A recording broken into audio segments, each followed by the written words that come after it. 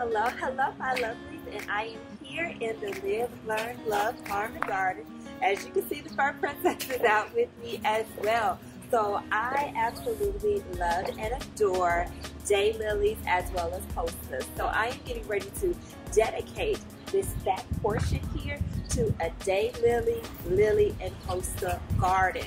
So what I decided to do, opposed to doing a regular schmegular boring flower bed, I have what's called a plantainer, which is a really big container that you see here. Since it's so large, I'm going to go ahead and put some mulch down first, then some hay. Then I have my organic soil, and we're going to start with the daylily garden first, or the daylily portion of this additional flower garden back here. So join along with me. It's not hard, and as you see, Miss May will be with me as well as we start this, flower garden in the back.